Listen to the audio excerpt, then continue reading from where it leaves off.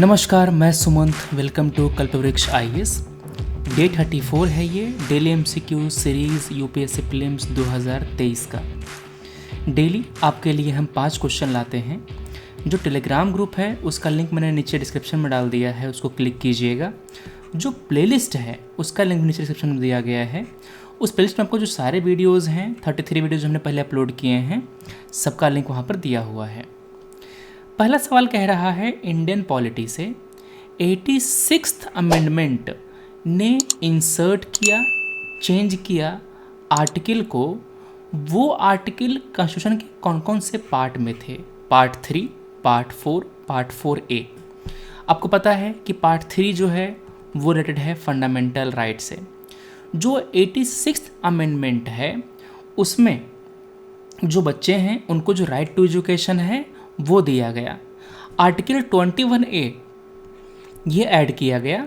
ये बोलता है कि जो स्टेट होगा, जो गवर्नमेंट होगा, वो free and compulsory education provide करेगा वो सभी बच्चों को जो 6 से 14 साल की उम्र के हैं। ठीक है, तो आर्टिकल 21 ऐड किया गया था पार्ट 3 में, फंडामेंटल राइट में। ठीक है, अब हुआ क्या, जो directive principle of state policy है और जो फंडामेंटल ड्यूटी है दोनों में बदलाव किया गया। जैसे कि जो फंडामेंटल ड्यूटी है आर्टिकल 51A, वहाँ पर ये कहा गया कि जो पेरेंट हैं या फिर गार्जियन हैं वो अपने बच्चों को अपॉर्चुनिटी प्रोवाइड करेंगे कि उनको जो फंडामेंटल राइट दिया गया है एजुकेशन का उसको वो रियलाइज़ कर पाएँ। ठीक है ना, उसको वो एंजॉय कर पाएँ। अब जो डीपीएसपी है वहाँ पर आर्टिकल 45 डाला गया। वहाँ पर क्या कहा गया कि जो गवर्नमेंट ऑफ इंडिया है, अच्छा समझना, फंडामेंटल राइट में जो एजुकेशन होगा वो गारंटी किया गया 6 से 14 ईयर के जो बच्चे हैं उनके लिए। मगर 6 ईयर से कम के बच्चों के लिए क्या किया जाए, तो ये बातें रखी गई डीपीएसपी में। कहा गया कि जो अर्ली चाइल्डहुड केयर है और जो एजुकेशन है सभी बच्चों को जो 6 साल से कम उम्र के हैं उनको प्रोवाइड करना सरकार का काम होगा। मगर इसको इम्प्लीमेंट करने के लिए रिसोर्स चाहिए। 6 साल से कम बच्चों को अर्ली चाइल्डहुड केयर देना, एजुकेशन देना मुश्किल काम है, उस रिसोर्स चाहिए। तो इसको फंडामेंटल राइट में नहीं रखा गया, इसको रखा हमने डीपीएसपी में। मगर जो 6 to 14 वाला जो ग्रुप है, एज ग्रुप है, इसको हमने रखा फंडामेंटल राइट में। तो फंडामेंटल राइट, डीपीएसपी और आपका जो फंडामेंटल ड्यूटी है, तीनों को अमेंड किया गया था इस 86th अमेंडमेंट के जरिए। 1, 2 and 3 all 3 are correct answer. ऐसे क्वेश्चन पूछ सकता है आपसे कि जो 42nd अमेंडमेंट है उसमें क्या क्या चेंजेस किए गए थे। जो 44th अमेंडमेंट है वहाँ पर क्या क्या चेंजेस किए गए थे। अगला क्वेश्चन है, evidence of water harvesting and management have been found in Indus valley civilization. देखो, इस तरह के जो क्वेश्चन है ना ये काफ़ी आसान होते हैं।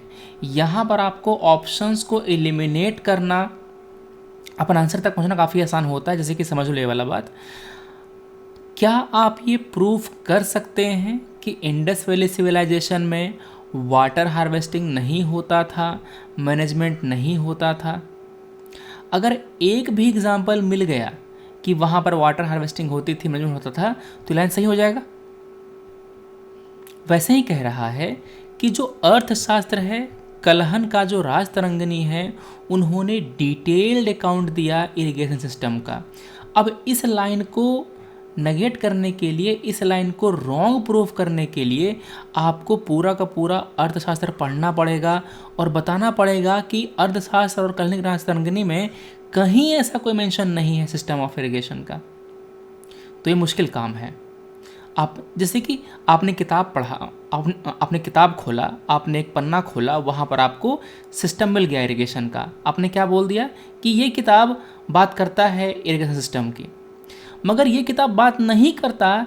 ये प्रूव करने के लिए आपको पूरी की पूरी किताब चाटनी पड़ेगी और बताना पड़ेगा कि इस किताब के किसी भी पेज पर नहीं डिस्कशन किया गया है इरिगेशन सिस्टम का। तो ये बहुत मुश्किल काम है। तो ऐसे स्टेटमेंट को रॉन्ग प्रूव करना मुश्किल काम है। अधिकांश टाइम ऐसे स्टेटमेंट सही होते हैं, जो कि यहाँ पर भी है। दोनों बातें यहाँ पर करेक्ट हैं, बोथ 1 and 2 आर करेक्ट। ठीक है, जैसे कि जो धौलावीरा साइट है ना, वहाँ पर सेवरल रिजर्वायर बनाए गए थे रेन वाटर को कलेक्ट करने के लिए। जो इंडस वैली सिविलाइजेशन है वहाँ पर एविडेंस मिला है हमें इरिगेशन का, जो ड्रिंकिंग वाटर सप्लाई सिस्टम है उसका भी। अगला क्वेश्चन है, इनमें से कौन सी बातें कॉमन है यूएसए और इंडियन पॉलिटी के बारे में? Manner of election of the president, ध्यान समझना। यूएसए में प्रेसिडेंशियल फॉर्म ऑफ गवर्नमेंट है, इंडिया में पार्लियामेंट्री फॉर्म ऑफ गवर्नमेंट है। दोनों जगह पर जो इलेक्शन का तरीका है वो अलग अलग है। ठीक है, तो पहला गलत हो गया। वहाँ का जो एग्जीक्यूटिव होता है, वहाँ का जो प्रेसिडेंट होता है, वो कांग्रेस के प्रति रिस्पॉन्सिबल नहीं होता। मगर हमारे यहाँ का जो काउंसिल ऑफ मिनिस्टर है ना, वो पार्लियामेंट के प्रति रिस्पॉन्सिबल होता है। तो हमारे यहाँ कलेक्टिव रिस्पॉन्सिबिलिटी है, यूएसए में कलेक्टिव रिस्पॉन्सिबिलिटी नहीं है। तो आपका जो दूसरा है वो गलत हो गया। तो 1 गलत 2 गलत, आपने ए और बी को एलिमिनेट कर दिया। इंडिया में सिंगल सिटीजनशिप है, मगर यूएसए में ड्यूअल सिटीजनशिप है। आप यूएसए का जो सिटीजन है वो भी रह सकते हैं, और यूएसए के जो स्टेट्स हैं उनका भी सिटीजनशिप आपके पास रहेगा।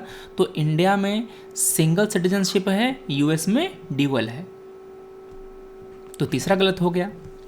इंडिया में जुडिशरी इंटीग्रेटेड है, मगर यूएसए में जुडिशरी इंटीग्रेटेड नहीं है। वहाँ पे सेंट्रल गवर्नमेंट के लिए अलग सुप्रीम कोर्ट है और स्टेट्स के लिए अलग सुप्रीम कोर्ट है। ठीक है, तो वहाँ पर चौथा गलत हो गया। चारों के चारों बातें गलत है, that's why D none of the above are correct. जो यूएसए है वहाँ पर जो फेडरल सुप्रीम कोर्ट है वो फेडरल गवर्नमेंट के लॉ को इम्प्लीमेंट करता है, और जो स्टेट गवर्नमेंट के कोर्ट, जो स्टेट के कोर्ट है ना, वो स्टेट जो एक्ट हैं उसको इम्प्लीमेंट करते हैं। अगला क्वेश्चन है, वुड्स का जो डिस्पैच है वो 1854 में आया था, और क्या उसने जो वर्नाकुलर लैंग्वेज है उसका यूज़ करने के लिए बोला एजुकेशन में? हाँ, बात सही है। मैकॉले ने कहा था कि जो इंग्लिश होगा वो होगा मीडियम ऑफ इंस्ट्रक्शन, मगर वुड्स ने बोला कि वर्नाकुलर लैंग्वेज का यूज़ किया जाए एजुकेशन को देने के लिए।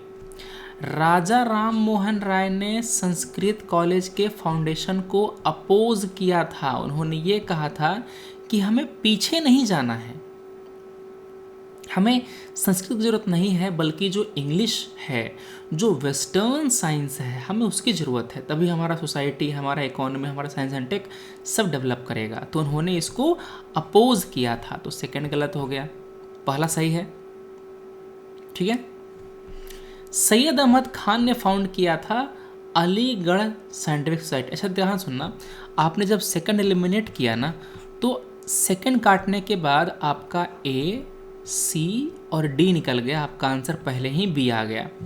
हर ऑप्शन को एलिमिनेट करने, हर लाइन को काटने के बाद अपना ऑप्शन एलिमिनेट कर लिया करो। ठीक है ना, इससे होगा क्या कि या तो आपको आंसर मिल जाएगा, या तो आपके पास ऑप्शंस कम होंगे देखने के लिए। तो यहाँ पर जो पहला है वो सही है, दूसरा गलत हो गया। आपका आंसर आ गया 1 and 3 only is the correct answer. अगला क्वेश्चन है, अच्छा यहाँ पर जो अलीगढ़ सोसाइटी है इसको सेटअप किया था सैयद अहमद खान ने 1868 में। कांग्रेस के गठन के पहले ही ये फाउंड किया गया था। अलवर के बारे में सवाल है। अलवर और नैनार दोनों भक्ति संत थे साउथ इंडिया के। ठीक है, अलवर और नैनार दोनों अर्ली भक्ति मूवमेंट के संत थे जो हुए थे ओरिजिनेट तमिलनाडु में। तो पहला करेक्ट है यहाँ पे। तांत्रिकिज्म और लिंगायत दोनों जो हैं वो बाद में आए थे। अलवर और नैनार पहले आए थे। अलवर नैनार पहले आए थे। अब सोचो, अलवर नैनार जब पहले आएगा, इसके बाद में तांत्रिकिज्म और लिंगायत आएगा, तो तांत्रिकिज्म और लिंगायत इन्फ्लुएंस कैसे करेगा अलवर नैनार को? नहीं कर सकता। तो सेकंड यहाँ पर गलत हो गया। जिस तरह से हमारे यहाँ 4 वेद हैं, तो उसी तरह से एक तमिल वेद है। तमिल वेद के नाम से जानते हैं हम लोग नालयारा दिव्य प्रबंधम को। ये इस किताब में अलवर के जो कंपोजिशंस हैं वो देखने को मिलते हैं। तो तीसरा यहाँ पर गलत हो गया। सीरपटिकम को नहीं, यहाँ पर नालयारा दिव्य प्रबंधम को कहते हैं आपका तमिल वेद। तो केवल पहला सही है, A one only is the correct answer. ये जो अलवर थे, जो नैनार थे, जो भक्ति मूवमेंट है ना, इस भक्ति मूवमेंट में जो लोकल लैंग्वेज है, जो वर्नाकुलर लैंग्वेज है, ये काफ़ी प्रॉस्पर हुआ। वो भाषा इस्तेमाल होना शुरू हुआ, उसका ग्रामर डेवलप हुआ, ठीक है, और फिर धीरे धीरे वो जो ऑफिशियल लैंग्वेज है उसका पार्ट बना। ऑफिशियल लैंग्वेज किसका? जिस प्रोविंस में वो बोली जाती थी, जिस प्रिंसली स्टेट में वो बोली जाती थी, वहाँ का। ठीक है, तो ये थी बातें हमारी आज की। हम मिलेंगे कल अपने अगले वीडियो में। Thanks for watching, take care, जय हिंद।